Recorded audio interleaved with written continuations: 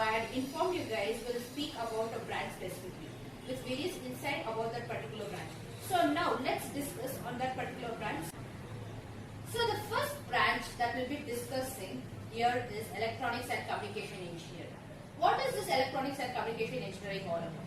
Electronics and Communication Engineering deals with utilization of science and maths in the application that has various practical problems in it in the field of communication.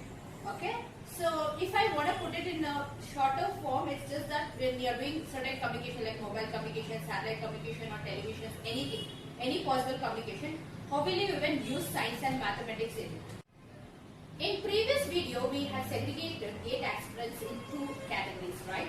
The first category falls under the students who prefer preparing for GATE from beginning of engineering course, and the second category is the students who prefer for crash course, wherein you should spend at least 3 to 6 months for the preparation alone, right? And this video is dedicated to those students who are willing to prepare for GATE exam from beginning of their engineering course alone. So I'll be doing a series of videos for them alone, in which I would explain what all these subjects in electronics and communication is about, and how can it also help you in preparing or in cracking GATE exam. And I would give you a particular aspects of each and every subject out there. What will it even do for you people to get in for the betterment of being an engineer? Okay, so this is how our series will be, and hope you people would like it. EC engineer will engage themselves in various research, design, development and testing of electronic equipment used in various communication systems. It is due to these engineers that we enjoy such modern communication devices such as phone, radios, television and so on. Now let's look at various subjects in electronics and communication engineering apart from that of your common subjects. The first subject or the first core subject in electronics and communication engineering is analog electronic devices. Here you will be dealing with all the analog signals, okay, and how it is used in your analog devices alone. Apart from that of all your digital insights of electronics, you will be working on with all the circuits which are available in electronics alone. And this is going to be a bit complex, but still it's not like very tough until and unless you know the concepts. Next is logic design. Here you will have a proper digital insight of Boolean algebra. Like Boolean is basically zeros and ones. That is your digital version of signals. Okay.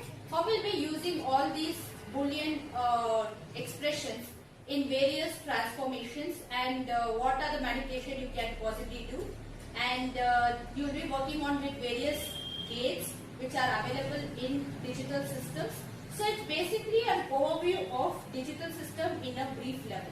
The next subject is network analysis. In this subject, we'll be dealing on with various networks that are available in electronics, and these networks are reduced in such a way that the complexity of this particular circuit is reduced, and we'll be working on with various parameters that are available in circuits such as voltage, current and power. Next is electronic instrumentation. Now we know a basic level of what our analog signals are all about, and the digital signals using this analog electronic devices and logic design. Okay, and we also know how to reduce them. In electronic instrumentation, we'll be working on various instruments that can measure voltage, power and current, and even on various schematics that are required, like your graphs and all those stuff. Okay, it's basically used for your instrumentation level. Next is field theory. Field theory is all about radiations. Radiations is formulated by field, right? It can be electric field, it can be magnetic field, it can be electromagnetic field. Okay, how will all these fields used in application, and what even you'll be speaking about all the basic levels of all the fields, how it reacts. Okay, so this gives you a complete knowledge of the basic level of electronics. Next is microcontroller. Here it is the introductory level of robotics, wherein you will be working on various motors and how they are working. Systems. Here you know how to use analog signals, digital signals, and you'll be putting those signals in various systems, right? You should also know how possibly you can work on with these systems, whether these systems are capable to handle all those signals. So it's basically on the stability of systems here, okay? Whether your system are stable or not stable enough to handle the system. Now, only working on with systems won't save you, right? You need to do some manipulation work inside the system that is based on your signals. So, in your signals and system, you can do various operations and the manipulations that are required for you to achieve a particular destination in your signals. That is your output signal. Next is fundamentals of HDL. You alone working with systems or signals won't help you, right? You can't always do manual work. So, you need some digital language in it. Here, HDL is nothing but hardware description language wherein you will be describing each hardware you are using in terms of a software, that is your basic things of fundamentals of HDL.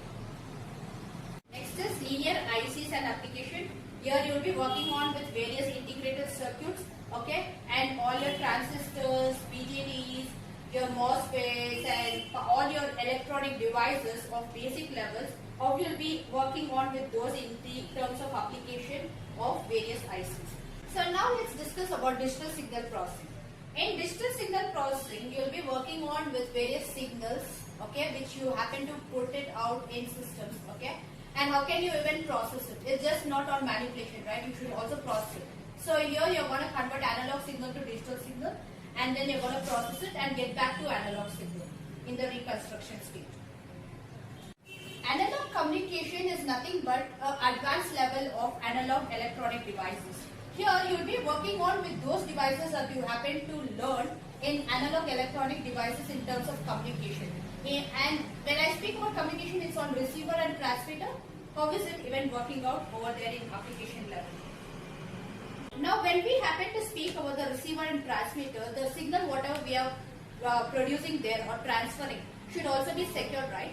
That is what is done in information theory and coding. You will be learning on various encryption, okay? And how can you even secure the data? And how can you reduce redundancy bit? That's the major thing what you want to learn here in order to reduce the lags that can be produced in the receiver end. When I speak about CMOS, CMOS is nothing but complementary MOSFET, and this is the device or a set of devices, okay, which are put in together to increase the speed of a particular system. So when I happen to speak about information and handling of these information, it is better to have something like this, such as CMOS in it. So you'll be concentrating on the fundamentals of CMOS here and various parameters of that, and how can you also use it in various applications. When I say about VLSI, it's basically very large scale integrated circuit. Here you'll be concentrating on various ICs in a large scale format, okay? And here you'll be concentrating on CMOS again. You'll be implementing all the CMOS which is fabricated inside a chip, and you'll be concentrating on how these chips are used on various CPUs and processors. I speak about digital communication, and whatever we have done before was on speed, right? VLSI is on speed. When I speak digital, it is even more speeder version. And here you'll be using all your digital systems that you happen to learn in your logic design and your HDL formats. Okay, you're going to implement in real time and see how it is possibly working on there, and you'll be concentrating on various channels here. In microprocessor, it's again another thing, another subject which works on robotics. Here you'll be working on various processors which are available presently in the market, and how can you also implement it in various applications in communication systems. Microelectronic circuits are on the fabrication levels. Now we know various ICs, and you also spoke about fabrication levels in VLSI, which is working on with large scale integrated, right? So all these fabricated ICs, how can you even miniaturize them? How can you reduce their size? Because reduction of size is very much important for us in various applications, and that's what we work on with. When you work on with various mobile also, you'll be just looking at those mobiles, and you'll be thinking on how thin is the mobile, right? That is your first preference. So, being an electronics engineer, you should also know how to reduce the chip size. When I speak about the size of the chipset, which I happen to speak in microelectronics, You should know how to reduce the size. The basic thing what you people should know is antenna is a major consideration when you happen to reduce the size. So, and antenna are the only thing which will improve the efficiency of any communication system. In this subject, you will be learning on various communication aspects and how can you even reduce the size of antenna in order to reduce the size of the device. Operating system is basically on compatibility. Now you happen to know about fabrication, you know how well you can fabricate, how can you miniaturize everything, even antennas and all the possible requirement, right? How can you even make it compatible to the system that you use? It can be a computer or mobile or any other processing technologies that are available right now. How can you make it compatible and what are the format to make it compatible? That is all about operating systems. After fabricating, once you happen to know what OS you are using, okay, you are also installing them in your computers. You should know how can you communicate between the computers, right? From one computer to another computer, there are basic networks like LAN networks, then will come WAN networks and all these networks which are available. You'll be concentrating on all those networks which are probably there, okay, and you'll be also concentrating on various channels that are available. How can you even make the communication to happen between the computers? When we happen to speak about network, only thing which pops up in our brain is internet, right? So, the communication that provides us internet is optical fiber communication because of its scope. Here we will be discussing on optical fiber communication in which various laser technologies are used in order to produce us a better bandwidth and better speed on all the networks that are available. In embedded system and design, okay, we'll be concentrating on every system, okay, which were compatible, which we happen to speak in our previous topic, that was operating system, and how can we make interface between these systems. That is what we are going to work on here. It's basically combination of microcontroller, microprocessor and your operating system combined here to make communication more efficient. Next is wireless communication. In wireless communication, it's basically all about your mobile communication in general. Okay, it can also be your satellite communication, wherein you will be using all your mobile applications that are available right now. Like you have 2G, then it became 3G, 4G, 5G, it goes on, right? You will be working on with all those generation of telecommunications here, and how possibly you can integrate all these technologies to make a betterment of designs in mobile world. When we happen to speak again greater technologies like mobile and all those satellite communication, we should also know the basic analog switching systems which are available for us to make sure that the basics are clear, right?